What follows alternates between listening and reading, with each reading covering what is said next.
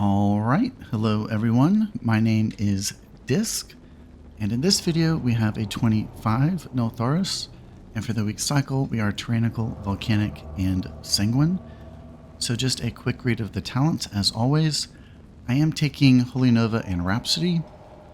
I do not think this is the best dungeon for padding meters because we have all of these weapons placed throughout, but Rhapsody is still a really good spell in our book.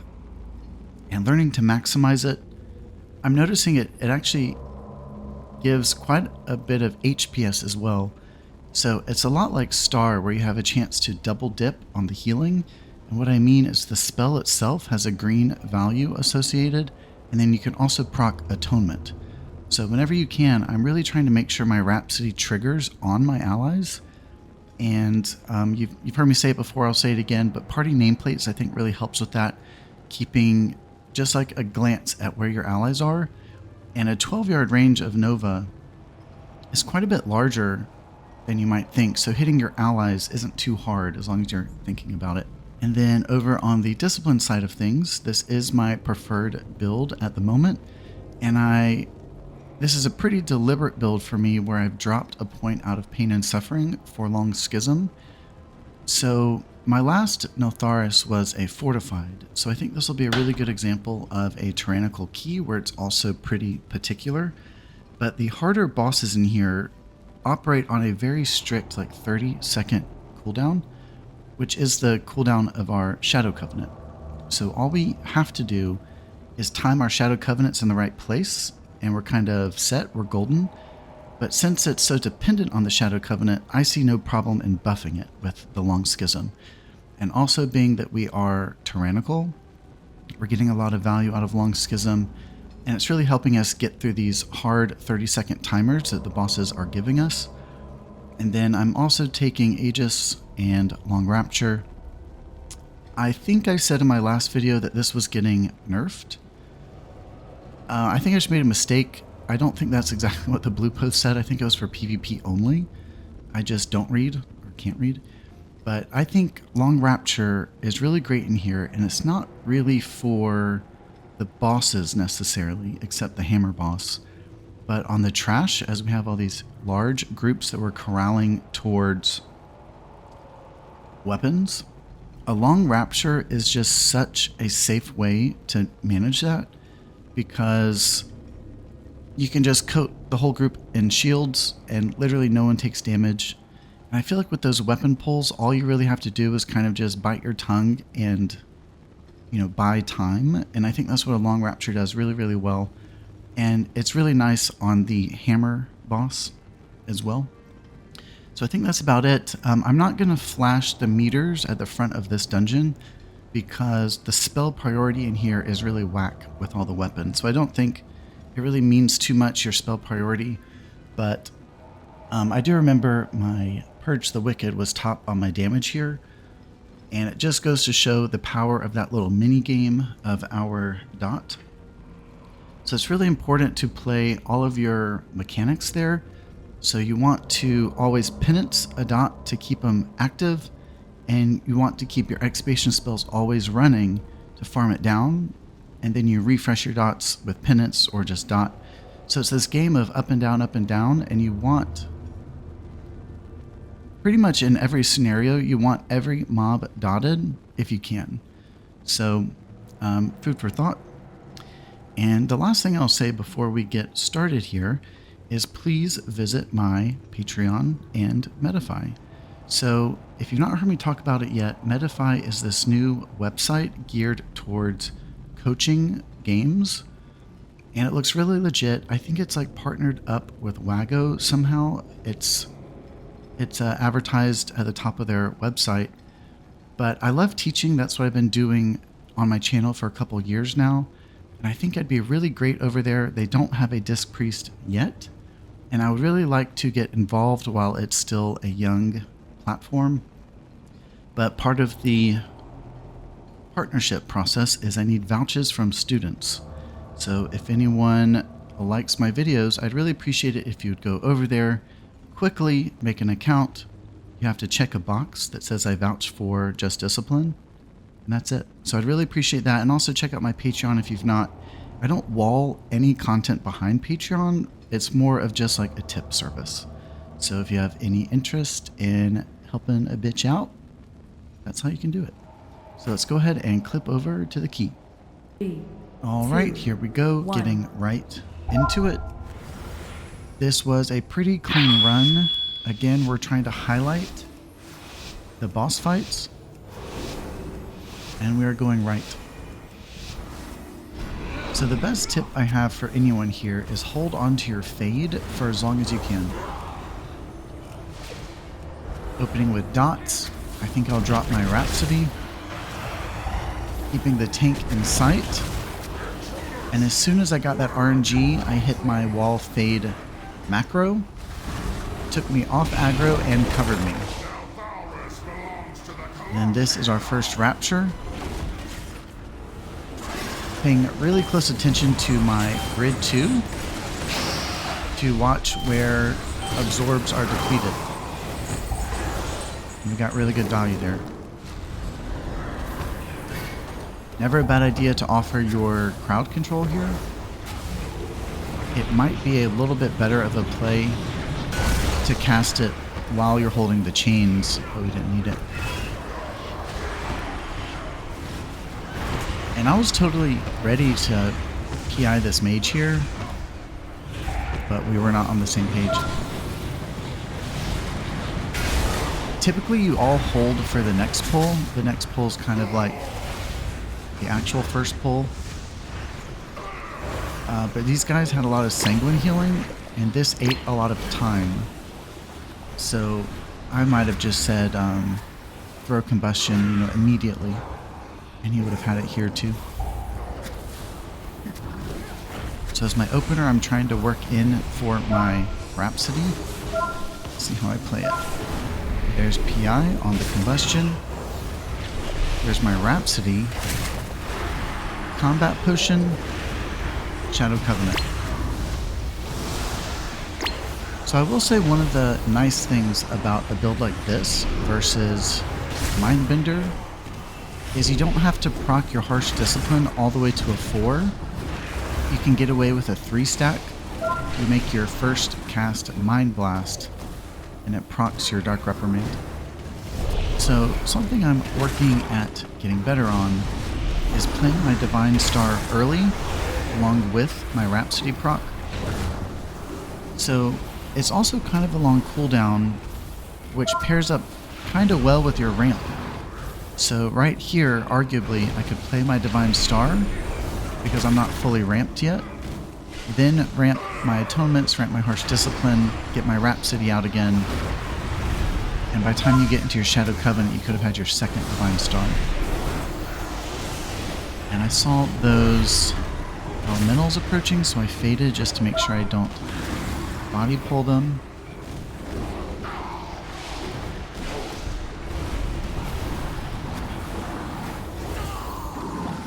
Yeah, I definitely could have had more Divine Stars there. Need to work on playing it as an opener. So Harsh Discipline is a 3. We're in a good spot. Got my Rhapsody early. Shadow Covenant is ready to go. Dots are out. Atonements are out.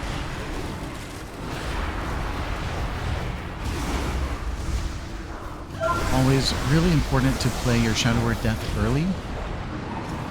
You will get 2 of them.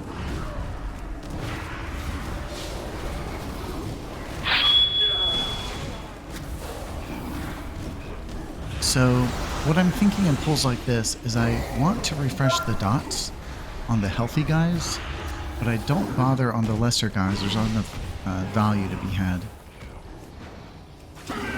Yeah, I kind of switched priorities there to getting my Harsh Discipline in the right place for the next pull with Atonements out. And that allows me to get a really nice jump on this next pull. Getting in good position for the Divine Star. And steps are a healer's worst enemy, because people will be on the top of them, people will be on the bottom of them, and you lose LOS. A pretty simple solution to that is just stand on the precipice of the steps, and you'll have LOS of anyone.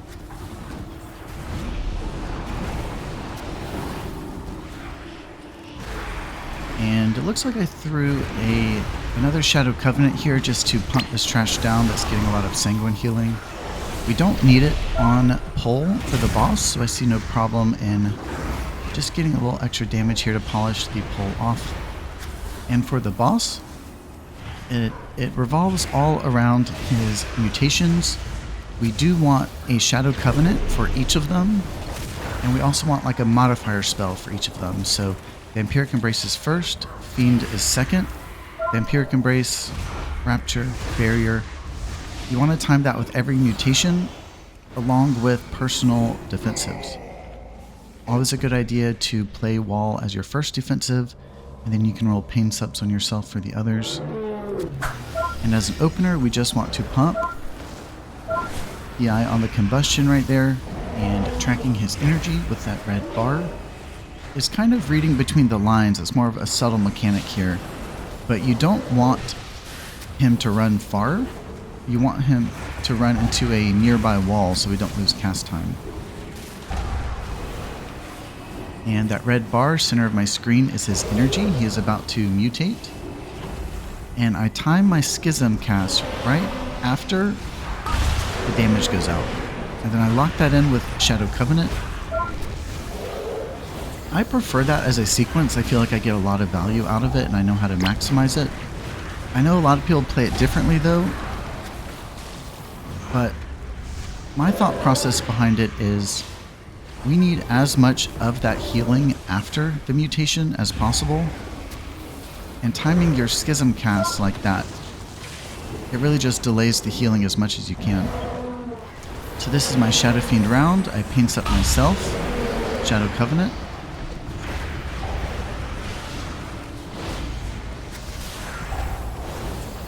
I think that was my bait, and that wasn't the best bait.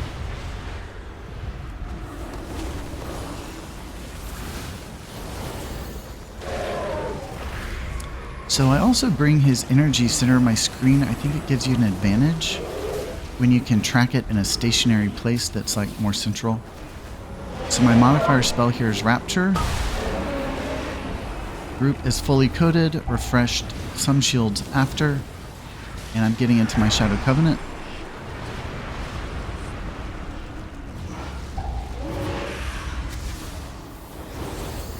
Really important there to make sure you radiance the correct person so everyone is hit.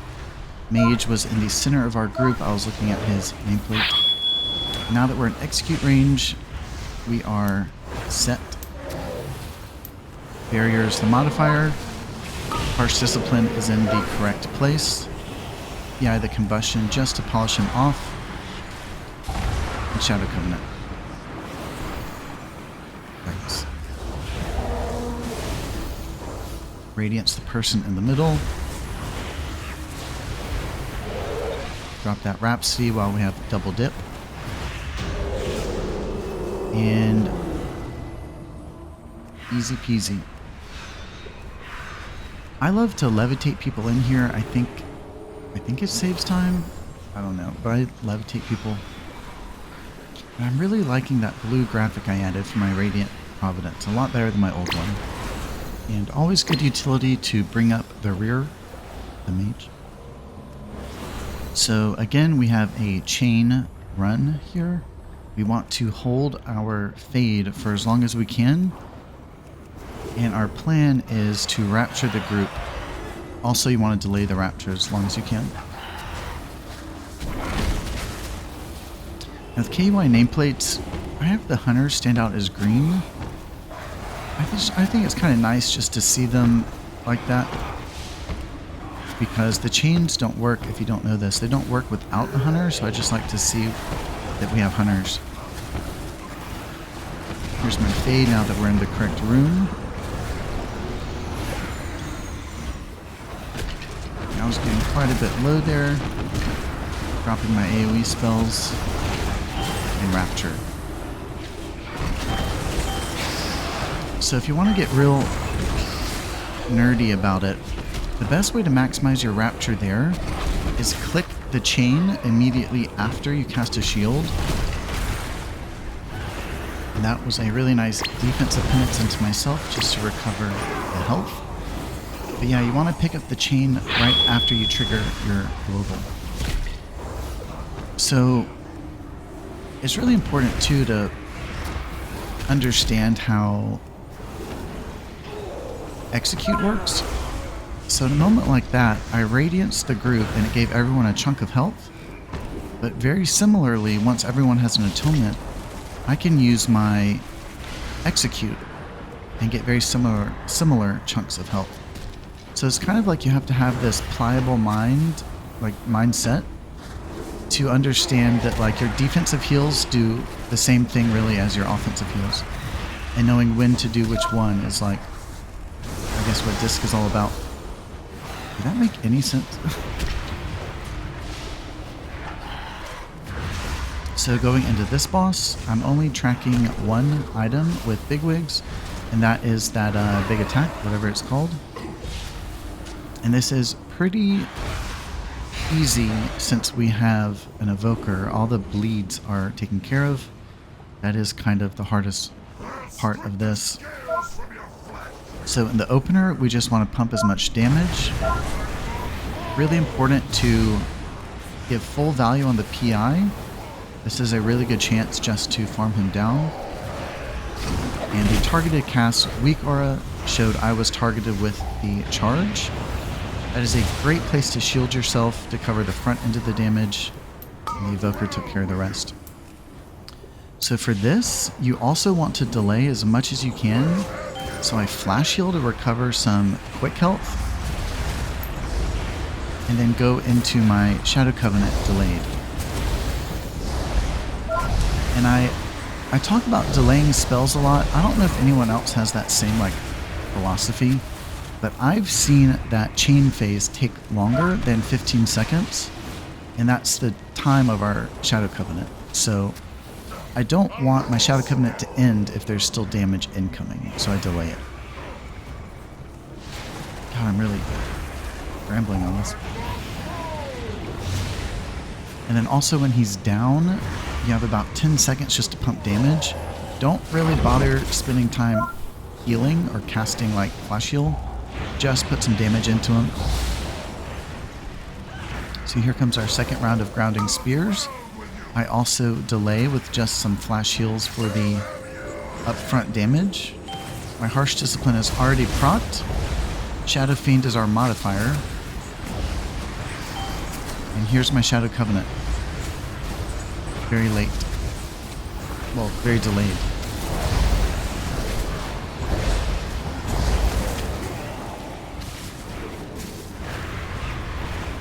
And this is just a pump phase.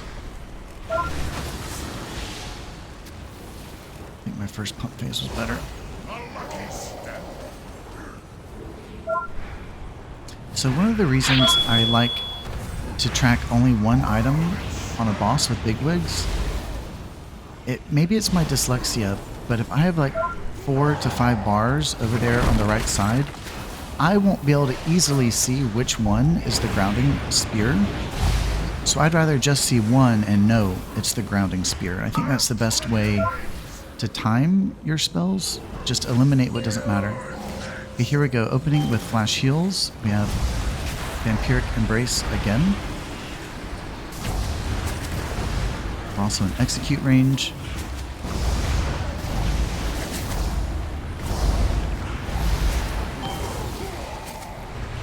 It's a pretty good pump right here, I think. Refresh Dot for Expiation, Rhapsody, Blast, Death. That was it. So really all you have to do is time your Shadow Covenant properly. That is also the reason why I take Long Schism. It just really empowers that one moment where you need more.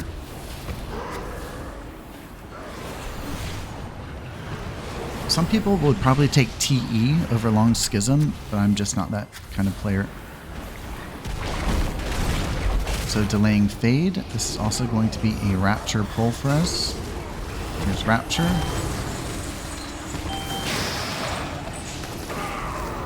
Got my Rhapsody for the Greed. And we really didn't even need the Rapture. I mean, that was clean as fuck, except this one guy. So in between long pulls like this, the only thing I'm thinking is setting my Harsh Discipline to a 3, which you can see it is right there. A proc expires within 30 seconds, and a 3 stack doesn't expire. So if you have like a long gap between pulls, setting your Harsh Discipline like greater than 0 is what you should do. And I also threw my Shadow Covenant there. I've not paused, but I just knew this walk up with a guy would take over 30 seconds. So I just dropped that SC, that big SC. Definitely want to get dots out here. Harsh Discipline is correct. There is our Combustion. There's our PI.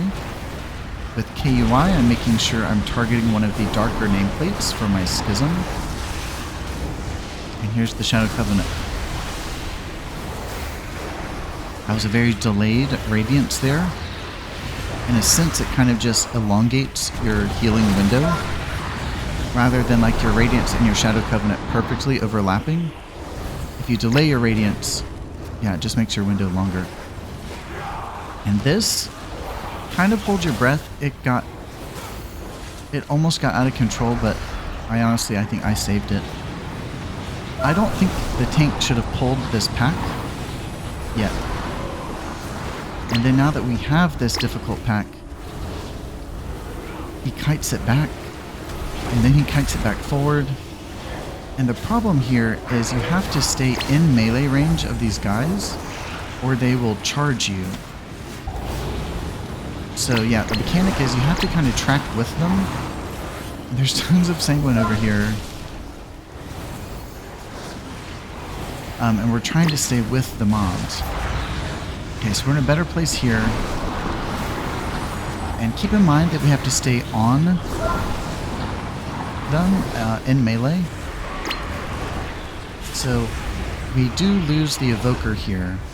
It's because he's way in the back, not stacked. And my Radiance did not hit him.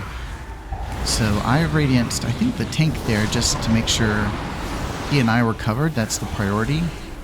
And the Evoker was not in the right place to receive it. And the only reason I say that's like wrong on him here, specifically, is you have to be in melee for these guys. Yep, and I threw my Fear Bomb back there. This is another great pull to offer Fear. I don't think I have a red trumpet bar popping up for this pull. Maybe I should add one. But I think if you can interrupt the one that leaves the bleed, the arrow, I think that's best. I'll have to add one of those.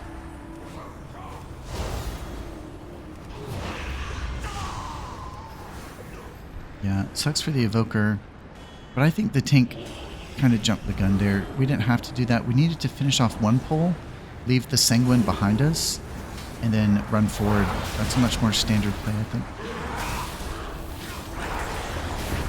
So there is a lot of AoE damage in this pull. You could open with Shadow Covenant, but I opt to get my Rapture on cooldown. Both of my paint sets are not ready. Rapture is a really nice way to get some time back. Here's my Shadow Covenant.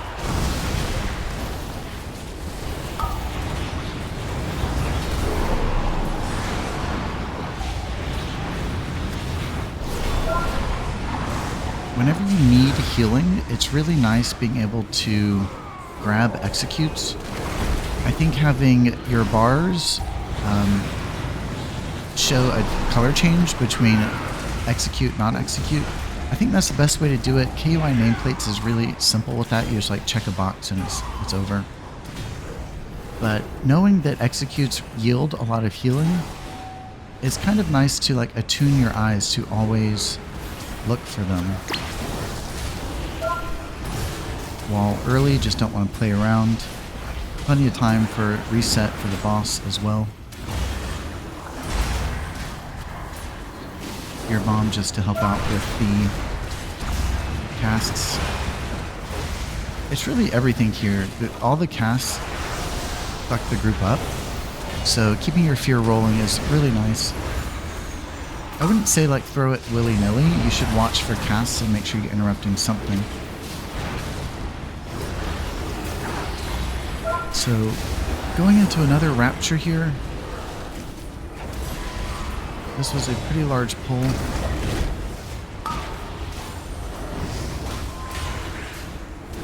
I have no harsh discipline. We gotta get it up. Spreading my dots, drop my Rhapsody. Here's my fear. Just to help out. If it weren't for body and soul there.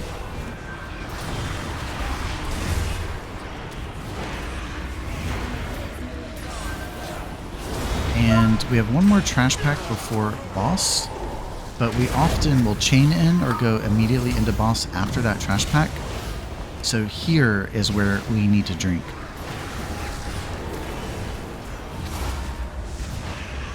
Got my double execute.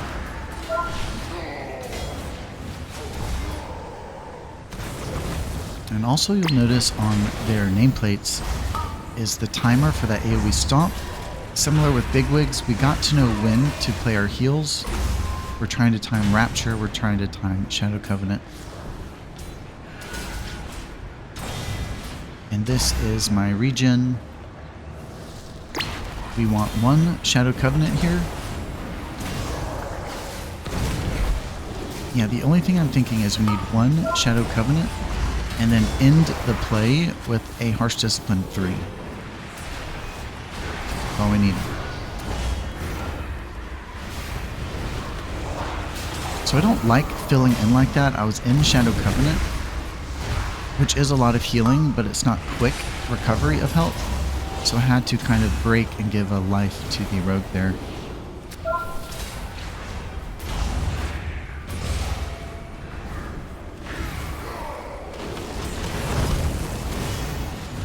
Harsh Discipline is a 3. The group is atoned, and we have to get into Vampiric Embrace Shadow Covenant instantly. There's our PI. And the only thing that was a little bit dicey there, other than my positioning as well, I did not have a Radiance to cast. So I used too many on trash and was dry. So this is a Rapture. We want to coat with 5 shields and have the first tick of damage go out right after, and then fill in shields as necessary. And the way I do that is I consider 5 shield casts 5 seconds. So when I'm watching the timer for the Might of the Forge, at the 5-second mark, I start Rapturing. And then the first tick of damage comes after 5 are cast, and then you fill back in. So our modifier here is Shadow Fiend. Everyone is atoned. Shadow Covenant. And the best you can in these phases, you want to delay your Radiance. And that was a really good example. Although, so rogues have the best play here. They can trick that mechanic, and it didn't go off. Really nice time to reset and recover health. So here comes the next attack. We have all spells at the ready. Vampiric Embrace is our modifier. And we want to delay our Radiance before everyone spreads apart. And that is so everyone is atoned. Atonement heals do not operate on LOS or range. And I didn't want to do it, but that was a defensive Dark Reprimand into the Rogue. He took some avoidable damage. And just to save his health, if you have a proc loaded like that, sometimes a single target defensive penance is the right play. Now that we're in execute range, it is not a problem.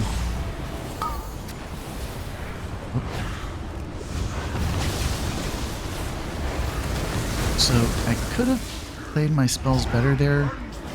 I think if I had held my double Shadow Word Death until after the attack, it would have been better. It looks like I played both of them when the group was at full health. But that was boss 2, 3. Grip this guy up.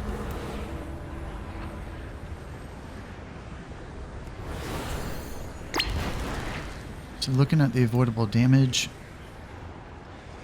it's not the worst I've seen. I think tanks have the liberty to gamble with their health some, but the less you can take that's avoidable, the better a dungeon goes. I do think, though, this key is a naturally high avoidable place, but you can dodge taking fall damage with a levitate. I have an at-player levitate. I think I've said it before. I'll jump off with spacebar, and shift spacebar is my at-player levitate. Comes in handy just having one that you can hit yourself with. And in this pack, I know that the bird is about to blow up, and we want to time our Shadow Covenant with that. I have on his nameplate the cooldown for this spell. Yep, so as my opener, I kind of just like very quickly got myself in the right place for Shadow Covenant. I ramped my Harsh Discipline, ramped my dots, ramped my atonements, and timed my Shadow Covenant with his Tempest attack. He is also the best focus target. I think a good goal is to not have two go off. But I was anticipating a second one going off. Coated the group with Raptures. We have a lot of executes here. Switch targets, making sure I'm getting the most expiation.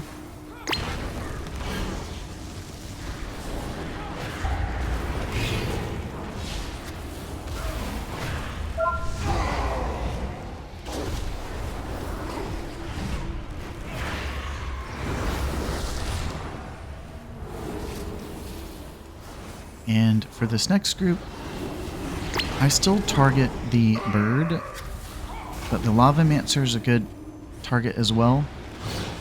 We have a lot of incoming damage here from the shield attack that blows up and the Tempest attack from the bird. So I kind of do look at this as a full send. So I put Shadow Fiend on cooldown, I'm watching for the Tempest attack, and I line up my Shadow Covenant right there with it. And I also did Wall. Really important we just get through that, but we are anticipating another slam from the shield. You need to have your group at full health. And now we're getting to the point where executes will really come in handy. Watching the timer on the bird's nameplate. Here's our next Tempest attack. I do use a health pot just to make sure I live. Shadow Word Deaths recover all the health missing.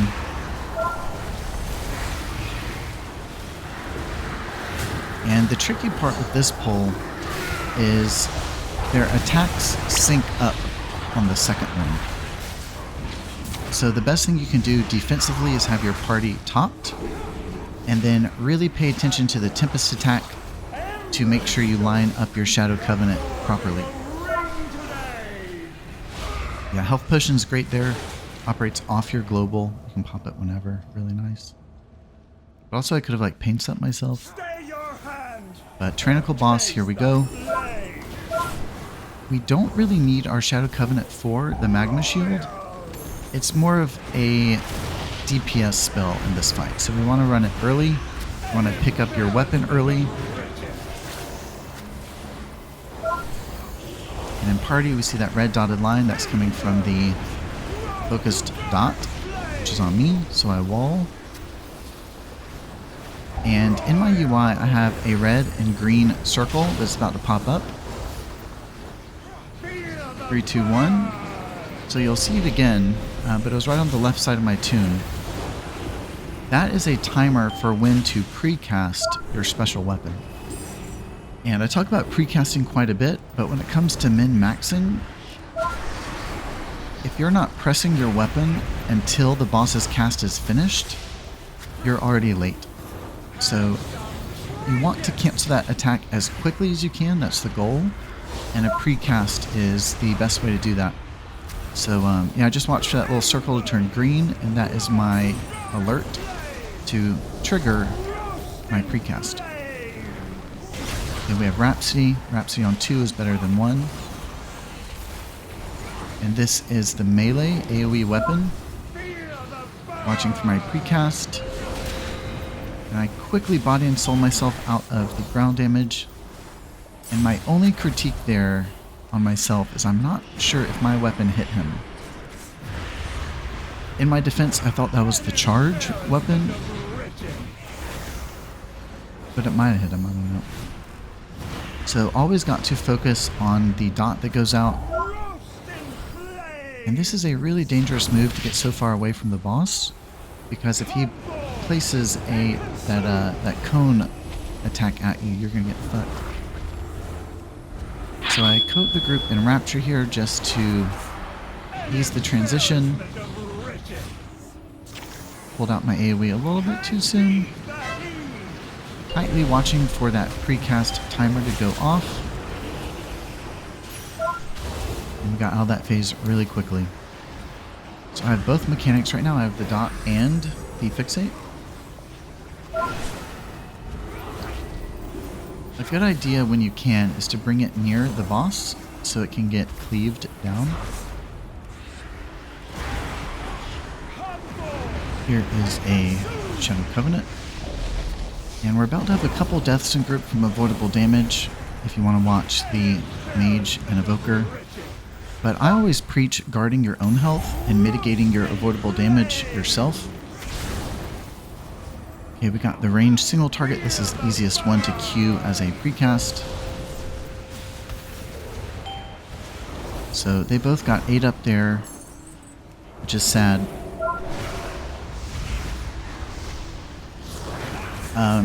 In their defense, something that might have changed that outcome is if I had Radianced one of them quicker.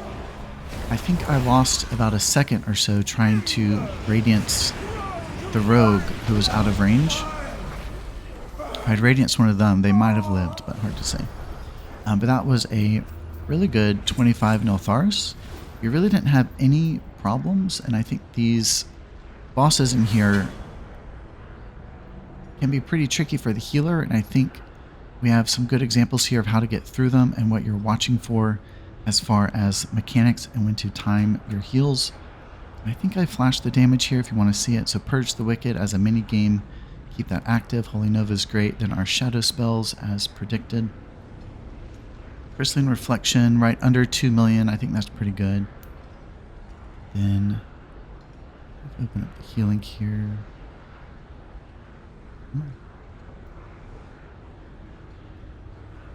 Sanguine did a lot of healing. If you look down there, that's a lot.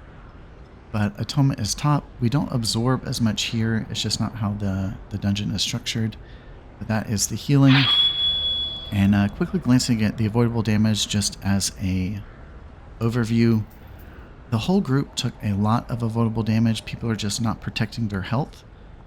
I think it could point to one of two things. You either don't know the mechanics or you don't know how to play the mechanics well. So those are both things that I think are really important for keys, is playing accurately. And I think that's the fun in it. Min-maxing your tune, dodging what you're supposed to dodge, hitting your spells perfectly when you're supposed to hit them. And yeah, I think UI has a lot to do with that.